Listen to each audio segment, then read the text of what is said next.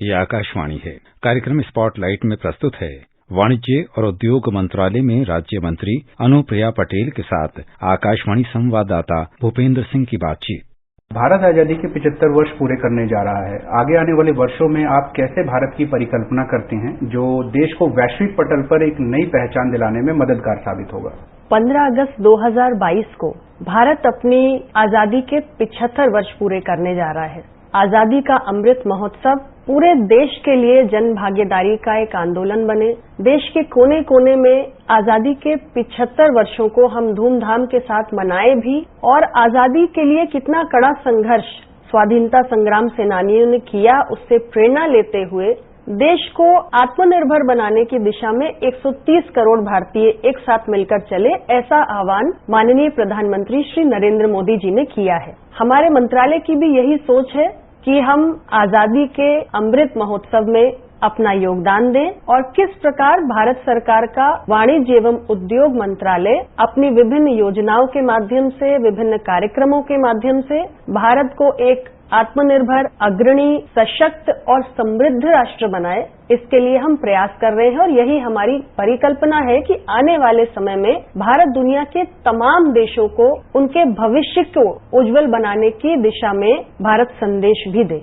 इस जन उत्सव को जन भागीदारी में बदलने के लिए कौन कौन से कार्यक्रम शुरू किए जाने की योजना है? हमारा मंत्रालय प्रयास कर रहा है विभिन्न कार्यक्रमों के माध्यम से, जिसमें हमने ये तय किया है कि देश भर में हम राष्ट्रीय स्तर की संगोष्ठियों का आयोजन करेंगे, और इन संगोष्ठियों के साथ साथ जो हमारे बच्चे हैं उनके लिए हम राष्ट्रीय स्तर पर निबंध लेखन प्रतियोगिताओं का भी आयोजन करेंगे। और इसका जो विषय होगा वो भारत को कैसे आत्मनिर्भर बनाए, कैसे हम इंपोर्ट सब्स्टिट्यूशन करें यानी आयातों का प्रतिस्थापन करें, और हमारे जो निर्यात है उसको हम कैसे आगे बढ़ाएं। इसके लिए हमने ये भी तय किया है कि 35 हमारे एक्सपोर्ट प्रमोशन इवेंट्स हैं जिनको हम आयोजित करेंगे। साथ में हमारे जो SEZs हैं, विशेष आर्थिक क्षेत्र हैं, स्पेशल इकोनॉमिक जोन्स, ग्रीन और क्लीन हमारे SEZ कैसे बने, इसके लिए पौधारोपण का, ट्री प्लांटेशन का ड्राइव भी चलाया जाएगा। देश भर के 700 जिलों में हम वाणिज्य उत्सव मनाएंगे। इस वाणिज्य उत्सव के अंतर्गत हमने तय किया है बायर सेलर मीट से लेकर एक्सपोर्ट प्रमोशन कॉन्क्लेव्स भी होंगे, और ये सारे प्रयास ये तय करेंगे कि हमारे आत्मनिर्भर भारत की भावना को हमें कैसे जागृत करना है।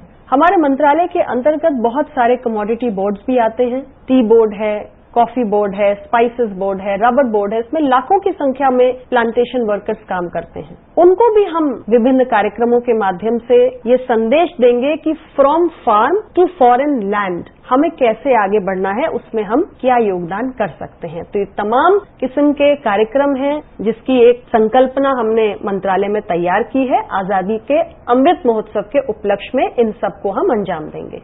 किसी भी देश के विकास में उद्योगों की एक महत्वपूर्ण भूमिका होती है। ऐसे में घरेलू उद्योगों को बढ़ावा देने, उनकी उत्पादकता में सुधार करने और उन्हें वैश्विक स्तर पर और प्रतिस्पर्धी बनाने के लिए कौन कौन से कदम उठाए जा रहे हैं?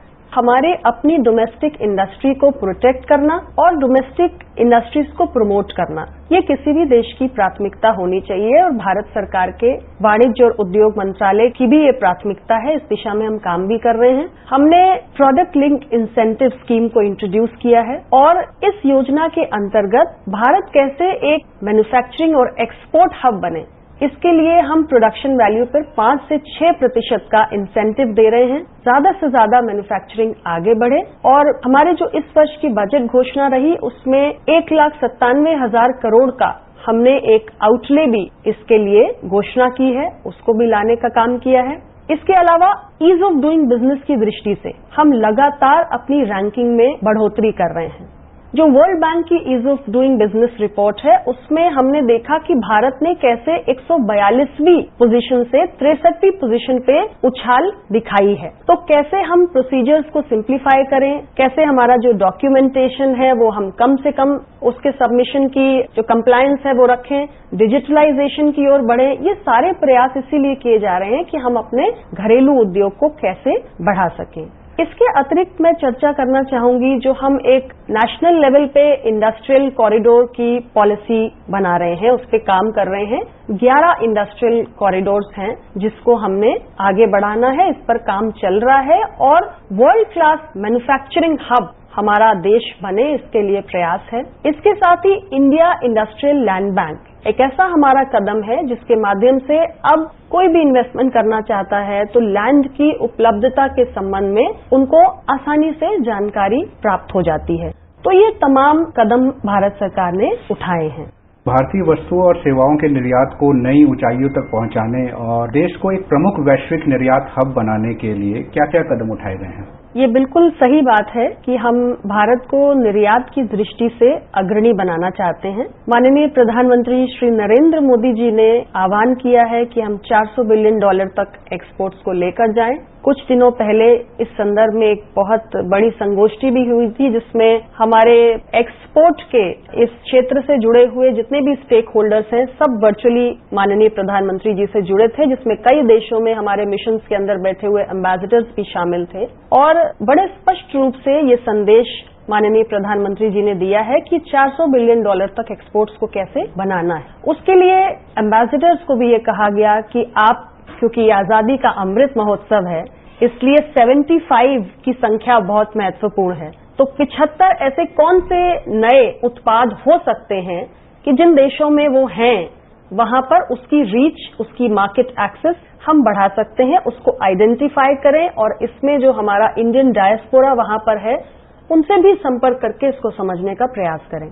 जहां तक मंत्रालय की योजनाओं का सवाल है तो हमारी एक इनिशिएटिव है developing districts as export hub. माननीय प्रधानमंत्री जी ने 2019 में जब लाल किले की प्राचीर से देश को संबोधित किया तो उन्होंने कहा कि क्यों ना हम अपने जिलों को एक्सपोर्ट हब बनाने की कोशिश करें।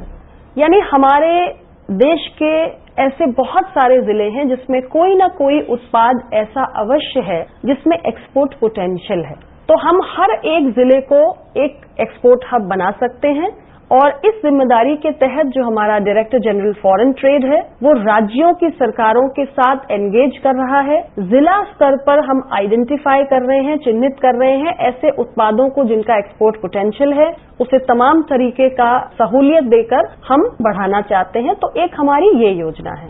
इसके अलावा जो हमारी प्रोडक्ट लिंक इंसेंटिव स्कीम है जिसकी चर्चा मैंने पहले भी की, उसके तहत भी हम मैन्युफैक्चरिंग भी बढ़ा रहे हैं, एक्सपोर्ट को हम गति देना चाहते हैं। तीसरी महत्वपूर्ण बात, हम एक नई स्कीम लेकर आए हैं RoDTEP, remission of duties and taxes on export products. इससे भी हमारा जो उद्देश्य है, जो भावना है वो यही है कि जो हमारे एक्सपोर्ट के प्रोडक्ट्स हैं वो अंतर्राष्ट्रीय बाजार में कैसे कम्पेटिटिव बने। तो ये हमने प्रयास किया है और इसके साथ क्योंकि भारत मूलतः एक कृषि प्रधान देश है तो हमारे पास जो एग्रीकल्चरल उत्पाद है उसको हम कैसे प्रमोट कर सकते हैं। एग्रीकल्चर एक्सपोर्ट प्रमोशन भी हम कर रहे हैं, क्लस्टर बना रहे हैं। हमने एक पोर्टल बनाया हुआ है जिस पर हम एक्सपोर्टर्स को और जो हमारे फार्मर प्रोड्यूसर ऑर्गेनाइजेशन है उनको हम साथ में लाकर एक लिंकेज कायम कर रहे हैं। तो ये बहुत सारे प्रयास हैं जो हम कर रहे हैं इसकी दृष्टि से। और जैसे मैंने ईज ऑफ डूइंग बिजनेस की चर्चा पहले भी की तो इसमें हमारी रैंकिंग सुधरी है, 142 से बढ़कर हम 63 पे आ गए हैं। हम एक नया स्कीम भी लेकर आए हैं निर्विक करके, जिसमें एक्सपोर्ट इंश्योरेंस क्रेडिट कवर जो है उसको 60% से बैंकों द्वारा बढ़ा के हम 90% तक ले जा रहे हैं। तो ये तमाम प्रयास हैं जो एक्सपोर्ट को बढ़ाने की दृष्टि से किए जा रहे हैं। टाइज करके हमारी स्कीम है trade infrastructure for export scheme, जिसमें 20 करोड़ रुपए तक का जो ग्रांट इन एड है वो हम सेंट्रल एजेंसीज को या स्टेट एजेंसीज को दे रहे हैं कि अगर एक्सपोर्ट के प्रमोशन के लिए किसी भी प्रकार का आधारभूत संरचना आपको तैयार करना है तो उसके लिए हम हमको फाइनेंशियल असिस्टेंस दे रहे हैं। और मुझे आपको बताते हुए प्रसन्नता है कि कोविड महामारी के ये जो दूसरी लहर रही उसमें जो हमारा अप्रैल से जून का क्वार्टर रहा जिसमें हम सबसे ज्यादा इस दूसरी लहर का सामना कर रहे थे, इसका दंश झेल रहे थे, उस क्वार्टर में हमने रिकॉर्ड ग्रोथ देखी है एक्सपोर्ट्स की जो अभी तक का शायद सबसे ज्यादा है और ये बहुत महत्वपूर्ण उपलब्धि है वाणिज्य और उद्योग मंत्रालय की। मैम, देश में स्टार्टअप्स को बढ़ावा देने के लिए क्या क्या कदम उठाए जा रहे हैं और ये नए स्टार्टअप्स रोजगार के नए अवसर मुहैया कराने के लिए किस हद तक सफल साबित हुए हैं? जहां तक स्टार्टअप्स की बात है तो आपको बताते हुए मुझे प्रसन्नता है कि भारत दुनिया के सबसे बड़े स्टार्टअप इकोसिस्टम के रूप में रिकॉग्नाइज्ड है। ये हमारे लिए गौरव की बात है क्योंकि हमारे पास आज की तारीख में 50,000 से ज्यादा रिकॉग्नाइज्ड स्टार्टअप्स हैं और ये देश के जो हमारे टेक्निकली क्वालिफाइड स्किल्ड युवा हैं, युवा शक्ति हमारे पास बहुत ज्यादा है दुनिया में। ये हमारे युवाओं ने इन स्टार्टअप्स को बढ़ाने का काम किया है। हम एक स्टार्टअप इकोसिस्टम के रूप में रिकॉग्नाइज हो चुके हैं और दूरदर्शन पे एक हम स्पेशल कार्यक्रम चलाते हैं स्टार्टअप चैंपियंस का। तो ऐसे बहुत सारे युवाओं को हम बुलाते हैं और उनकी बात, उनके अनुभव, कैसे उन्होंने अपने स्टार्टअप को बढ़ाया, उनके सारे अनुभवों को साझा करते हैं ताकि देश के अंदर जो अन्य युवा हैं वो देखें कि कैसे हम स्टार्टअप के जरिए आत्मनिर्भर बन सकते हैं, देश आत्मनिर्भर बन सकता है। और इसके लिए हमने लगभग 48 ऐसे रेगुलेशंस हैं जिनका सरलीकरण किया है ताकि जो हमारे स्टार्टअप्स हैं वो आसानी से शुरू हो सकें। इसके साथ ही हमने एक स्पेशल फंड क्रिएट किया है जिसे fund of funds for startup scheme कहते हैं, 10,000 करोड़ के कॉर्पस के साथ। स्टार्टअप सीड फंड स्कीम भी है जो 945 करोड़ की है। तो ये सारे जो प्रयास कर रही है भारत सरकार और हमारा मंत्रालय इसी उद्देश्य से कर रहा है कि हमारा स्टार्टअप इकोसिस्टम और बढ़े, ज्यादा से ज्यादा युवा इसमें आए, स्वावलंबी बने। जब स्वयं आत्मनिर्भर बनेंगे तो देश भी आत्मनिर्भर बनेगा और आजादी का अमृत महोत्सव बनाने का जो हमारी मंशा है वो साकार होगी। राष्ट्रीय ई कॉमर्स नीति की अभी क्या स्थिति है और इसके कब तक लागू होने की संभावना है?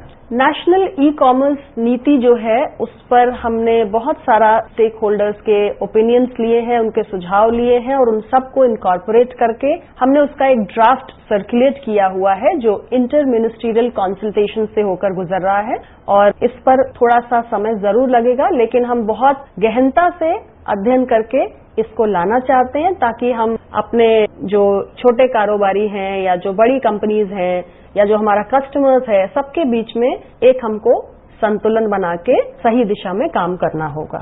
छोटे व्यापारियों को ई मार्केट प्लेस से जोड़ने के लिए जेम किस तरह मददगार साबित हो रहा है और जेम पोर्टल को ज्यादा प्रभावी बनाने के लिए किस तरह के कदम उठाए जा रहे हैं?